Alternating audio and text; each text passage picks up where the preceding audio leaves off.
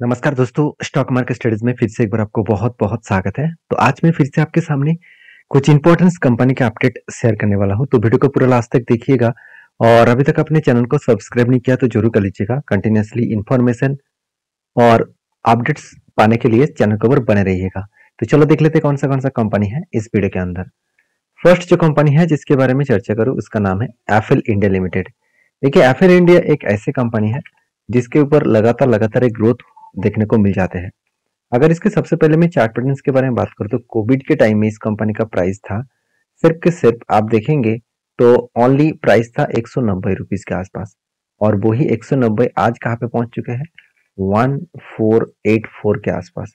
तो 1484 के आसपास 190 से पहुंच चुके हैं। तो ऑलमोस्ट कंपनी आपको कोविड के बाद आज तक की जो डेटा है उस बेसिस में बात करूं तो 595% के आसपास रिटर्न दिया। अभी एक चीज ध्यान दीजिएगा, कंपनी लास्ट एटलीस्ट 2 ईयर से भी ज्यादा कंपनी एक ही रेंज के ऊपर ट्रेड कर रहा है। मतलब आप देखेंगे तो ऊपर गया, यहाँ से ऊपर गया और इसके बाद यहाँ पे रिटेस्ट किया, फिर से ऊपर गया, फिर से यहाँ पे रिटेस्ट किया, फिर से ऊपर गया, फिर से वो रिटेस्ट करने के लिए आ रहा है। तो यहाँ पे फाइनली बहुत दिनों तक इसी तरीके से काम करने के बाद फाइनली यहाँ पे एक शोल्डर कम 2 बार शोल्डर बना, उसके बाद हेड बना, उसके बाद शोल्डर बना। तो फाइनली क्या हुआ, ब्रेकआउट हुआ और ब्रेकआउट यहाँ पे कंफर्मेशन भी हो चुके हैं। तो ब्रेकआउट कंफर्मेशन होने के बाद आपको यहाँ पे क्या बना, आप देख सकते हैं इजीली यहाँ पे नीचे आए, इस लेवल को रिटेस्ट किया और उसके ऊपर जाकर टारगेट को अचीव किया। तो कहने का मतलब है कंपनी इजी तरीके से यहाँ पे टारगेट को अचीव किया है, और टारगेट अचीव होने के बाद कंपनी अभी फिलहाल के लिए एक करेक्शन मोड में है, मतलब एक प्रॉफिट बुकिंग सिचुएशन में है। अभी यहाँ पे क्वेश्चन ये आएगा कि सर अभी इस कंपनी के ऊपर क्या राय है। देखिए, सबसे पहले देखना पड़ेगा कंपनी किस तरीके से खुद की ग्रोथ कर रहा है। सबसे पहले मैं आपको कंपनी के कैपेक्स के बारे में बात करूं तो कंपनी लास्ट 5 ईयर्स में कंपनी के कैपेक्स लगातार बढ़ते चले गए। 2018 में से 3 करोड़ था, उसके बाद 2019 में 15 करोड़ बना, 2020 में 30 करोड़ बना, 2021 में 40 करोड़ बना, सॉरी 50 करोड़ बना, और 2022 में 70 करोड़ बना, और 2023 में 90 करोड़ बना, और 2023 के अंत में मतलब अभी ईयर एंडिंग के सिचुएशन है उस टाइम में 100 करोड़ बना। तो इसका मतलब अलग लेवल का कैपेक्स कंपनी बढ़ा रहा है। तो इस बेसिस में ध्यान दीजिएगा, 2 साल तो कंपनी एक ही रेंज के ऊपर ट्रेड कर रहा है, तो इसका मतलब जब ब्रेकआउट होगा तो एक धमाका जरूर दिखेगा। तो उससे पहले मुझे लग रहा है कि इंस्टीट्यूशन इस कंपनी के ऊपर होल्डिंग को कंटिन्यू कर रहा है। तो जैसे डेस ने होल्डिंग 4 गुना सॉरी 4.5% बढ़ा दिया, और एफआईएस ने होल्डिंग साढ़े ऑलमोस्ट 1.5% के आसपास होल्डिंग को बढ़ा दिया। तो सोचिएगा कंपनी के ऊपर जो होल्डिंग है वो एक अलग लेवल में बढ़ता हुआ देखने को मिले, तो एक बिग पॉजिटिव पॉइंट्स है मेरे हिसाब से। इस पॉइंट्स को आपको भूलना नहीं चाहिए। बाकी इस पॉइंट के हिसाब से मैं बात करूं तो कंपनीज के ऊपर और एक पॉइंट्स मुझे सबसे बेस्ट लगा। आप देखेंगे कंपनी का जो बिजनेस है लोकेशन वाइज, तो इंडिया में कंपनी का बिजनेस चला 30% और अदर्स कंट्री में कंपनी 70% के आसपास बिजनेस कर रहा है।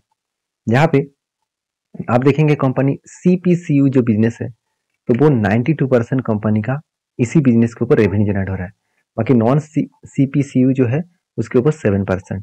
तो जो बिजनेस का जो स्ट्रेटजीज है वो इस तरीके से कंपनी यूज कर रहे हैं, और मेरे हिसाब से इस कंपनी का ग्रोथ होने का चांसेस फ्यूचर में बहुत ज्यादा है, क्योंकि कभी भी आपको इस कंपनी के ऊपर सेल्स में कमियां आपको नहीं दिखेगा। कंटिन्यूसली सेल्स बढ़ता हुआ देखने को मिले, एक्सपेंस को कंट्रोल में रखे, और कंपनी का नेट प्रॉफिट लगातार बढ़ता हुआ देखने को मिले, अलग लेवल का नेट प्रॉफिट ग्रोथ होता देखने को मिले। तो एज ए इस कंपनी के ऊपर एज ए इन्वेस्टर, प्रोमोटर से लेकर एफएसडीएस पब्लिक, हर किसी के पास इस कंपनी का इन्वेस्टमेंट आपको दिख जाएगा, क्योंकि इंस्टीट्यूशन इस कंपनी के ऊपर अलग लेवल में इन्वेस्ट किया। जैसे एफएस ने क्या किया, करीबन 9.66% से बढ़कर होल्डिंग कर चुके हैं 14% के आसपास। उसी तरीके से डीएस के पास भी होल्डिंग थोड़ा सा बढ़ चुके हैं, और पब्लिक ने छोटा मोटा क्वांटिटी यहाँ पे सेल ऑफ किया। तो कहने का मतलब है कंपनी इसके ऊपर फोकस रखिए, अलग लेवल का यहाँ पे ग्रोथेबल सिचुएशन देखने को मिलेगा। फ्यूचर अभी फिलहाल के लिए मैं इस कंपनी के ऊपर इंतजार करूंगा, क्योंकि एक लंबा सा अगर जर्नी देखूं तो यहाँ पे क्या बना, यहाँ पे एक छोटा सा शोल्डर पैटर्न क्रिएट हुआ, उसके बाद क्या बना, उसके बाद एक बिग हेड बना। तो हेड भी कंप्लीट हो चुके हैं। अभी मुझे इंतजार है इस यहाँ पे एक शोल्डर पैटर्न कंप्लीट होने का। तो जब भी यहाँ पे कंप्लीट होकर ब्रेकआउट करे तो मैं फिर से एक बार एंट्री लेने के लिए तैयार रहूंगा। तो आप भी इसके ऊपर रिसर्च करिए, उसके बाद कुछ डिसीजन लीजिए, क्योंकि मेरे तरफ से कोई भी बाय एंड सेल का रिकमेंडेशन नहीं है। अगर काम करना है तो आपके ओपिनियन के हिसाब से करना पड़ेगा। मैं कभी भी आपको कोई भी रिकमेंडेशन कभी नहीं करता हूँ। तो नेक्स्ट जो कंपनी उसका नाम है केपीआई ग्रीन एनर्जी। तो लगातार कंपनी हाई करते चले जा रहे हैं। आज भी कंपनी 5% अपर सर्किट देकर, मतलब पिछले दिनों में कंपनी अपर सर्किट देके ही क्लोजिंग किया। और कंपनी के ऊपर सबसे पहले चार्ट पैटर्न बता दूं तो मैंने आपको ए रेंज बताया था कि जब भी एक रेंज क्रिएट हो उसके बाद ब्रेकआउट करे तो उस ग्रीन कैंडल के बाद मैं एंट्री लेता हूं। तो मेरा जो एंट्री लेवल है उसके बाद मुझे 30% प्रॉफिट चाहिए। तो फाइनली मुझे आज के दिन ऑलमोस्ट 30% के आसपास प्रॉफिट मिल चुका है। फिर भी मैं होल्ड कर रहा हूँ इसीलिए क्योंकि पहले कंपनी अपर सर्किट में क्लोजिंग हुआ, तो इसका मतलब नेक्स्ट डे में भी पॉजिटिविटी में ओपन होने का चांसेस है। तो इसलिए मैं वेट कर रहा हूँ।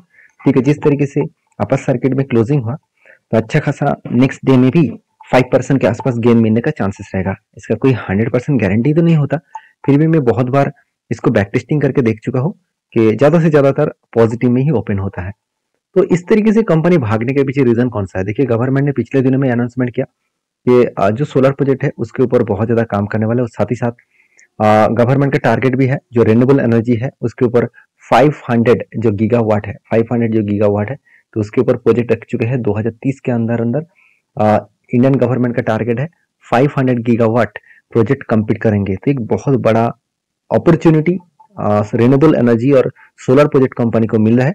तो इसीलिए केपीआई ग्रीन के ऊपर एक लगातार धमाका देखने को मिला है। साथ ही साथ इस कंपनी के बिजनेस के स्ट्रेटेजीज के बारे में बात करूं तो कंपनी के जो कैपेक्स है वो भी कंपनी लगातार बढ़ाते चले जा रहे हैं। कंपनी इस बार हाईएस्ट कैपेक्स को बढ़ा दिया। पिछले बार का जो कंपनी का कैपेक्स था करीबन आप देखेंगे तो 310 करोड़, और इस बार छोटा मोटा कैपेक्स को कम किया गया 266 करोड़। बाकी देखिए इस कंपनी के जो पैरामीटर्स है वो आप देखेंगे तो आप चौंक जाओगे। कंपनी सोलर प्रोजेक्ट के ऊपर के पूरा काम करते हैं। सोलर प्रोजेक्ट के ऊपर ही पूरा के पूरा 99.58% का बिजनेस चल रहा है। बाकी सोलर फार्म्स प्लॉट्स के ऊपर कंपनी 0.54% के आसपास रेवेन्यू जनरेट कर रहा है। ऑल ओवर इंडिया में कंपनी का बिजनेस चल रहा है।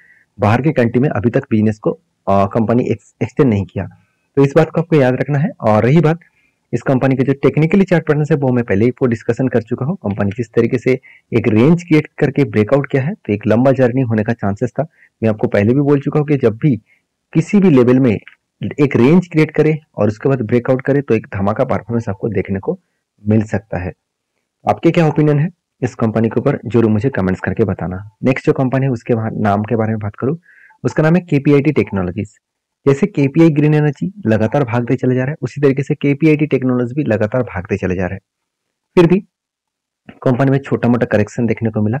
और करेक्शन कुछ किस तरीके से हुआ मैं आपको सबसे पहले चार्ट पैटर्न दिखा दूं। तो मैं इंतजार कर रहा था एक मौके का, मुझे लग रहा है वो मौका फिर से एक बार मिलने वाला है। क्योंकि देखिए पहले क्या बना, एक कप विथ 100 पैटर्न बना, तो कप विथ 100 पैटर्न बनने के बाद ब्रेकआउट हुआ और फाइनली यहाँ पे 17% का टारगेट मिला। और मैं फिर से इंतजार कर रहा था कि कोई एक मौका मिले, कोई एक कप विथ 100 पैटर्न कंप्लीट करे और उसके बाद ब्रेकआउट करे तो फिर से एक जर्नी यहाँ पे देखने को मिल सकता है। तो फाइनली यहाँ पे रिटेस्ट किया इस लेवल को और रिटेस्ट करके वापस जा रहा है। इसका मतलब कप तो कंप्लीट करेगा। अभी ये देखना है कि कप के साथ हैंडल पैटर्न भी कंप्लीट कर रहे कि नहीं कर रहे, वो भी देखना जरूरी है। अगर हैंडल पैटर्न कंप्लीट करे तो उसके बाद एक बड़ा धमाका इस कंपनी के ऊपर देखने को मिल सकता है। बाकी इस कंपनी के ऊपर आपके क्या ओपिनियन है जरूर मुझे कमेंट्स करके बताना। क्योंकि इस कंपनी के ऊपर जो लगातार ग्रोथ है वो ग्रोथ के बारे में चर्चा करूं तो एक ग्रोथ आपको यहाँ पे देखने को मिल जाएगा। कंपनी के ऊपर जो कंपनी का जो बिजनेस है उस बिजनेस के बारे में चर्चा करूं तो आप देखेंगे तो कंपनी क्लाउड बेस्ड जो कनेक्टेड है सर्विसेज है उसके ऊपर 17%, और कंपनी फ्यूचर डेवलपमेंट एंड जो इंटीग्रेशन है उसके ऊपर 61% कंपनी का काम चलता रहता है। उसके साथ साथ कंपनी का आर्किटेक्चर एंड मीडियो जो एक्चुअली मिडिलवेयर जो मापी जाता हो कि मिडिलवेयर जो कंसल्टिंग मतलब कंसल्टिंग्स है तो उसके ऊपर 20% के आसपास यहाँ पे कंपनी का रेवेन्यू जनरेट हो रहा है। बाकी देखिए यहाँ पे प्रोडक्ट इंजीनियरिंग के ऊपर 93% और बाकी प्रोडक्ट इंजीनियरिंग सर्विसेज के ऊपर प्रोडक्ट ऑर्गेनाइजेशन के ऊपर 7% के आसपास रेवेन्यू जनरेट हो रहा है।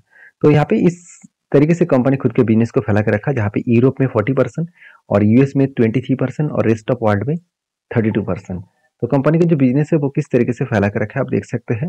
पैसेंजर जो कार्स है उसके ऊपर कंपनी जो सर्विसेज देते हैं वो 79% और जो बाकी कमर्शियल कार है उसके ऊपर 20%।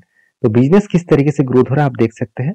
बाकी केपीआईटी के ऊपर आपके क्या ओपिनियन है जरूर कमेंट्स करना, क्योंकि फिलहाल के लिए मैं टेक्निकली चार्ट पैटर्न्स के बारे में चर्चा करूं तो मैं इंतजार कर रहा यहाँ पे एक पैटर्न कंप्लीट होने का, तो कंप्लीट होंगे तो कुछ ना कुछ डिसीजन जरूर लूंगा।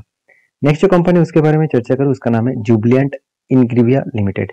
तो जुबिलेंट इनग्रीविया लिमिटेड जो कंपनी एक फर्स्ट टाइम नहीं, इस साल में फिर से एक बार कंपनी डिविडेंड अनाउंसमेंट किया।